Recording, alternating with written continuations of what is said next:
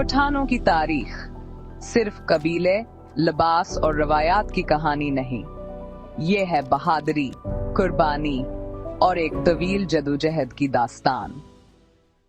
जब 1979 में रूसी अफवाज ने अफगानिस्तान पर कब्जा किया, तो पहला जवाब देने वाले पठान ही थे।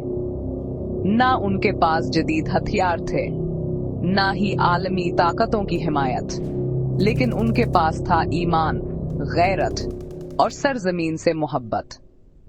जंग के शौले सिर्फ सरहद पार नहीं भड़के, कबायली इलाकों ने लाखों अफगान महाजरीन को गले लगाया, अपने घरों के दरवाजे खोल दिए, क्योंकि ये है पठान की पहचान, मेलमस्तिया, मेहमान नवाजी।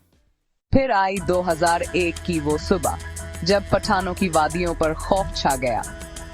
डरून हमले, शिद्दत पसंदी और मासूम जिंदगियां जो बेजर्म कुर्बान हो गईं। लेकिन फिर भी पठान ने सब्र किया, बर्दाश्त किया और सीना तान कर खड़ा रहा।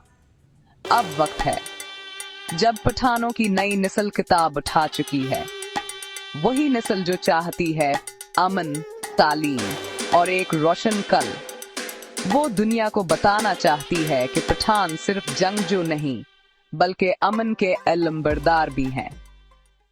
क्या हम तारीख से सीख चुके हैं? क्या हम अपने मुस्तकबल को खुद लिखने के लिए तैयार हैं? क्योंकि तारीख सिर्फ सुनाने के लिए नहीं, बल्कि समझने और बेहतर बनाने के लिए होती है। अगर आप भी चाहते हैं कि पठानों की असल तारीख हर दिल तक पहुंचे, तो आवर स्वॉट को सब्सक्राइब कीजिए, जहां हम लाते हैं कहानियां इन सरजमीनों की जो सदियों से खामोश हैं।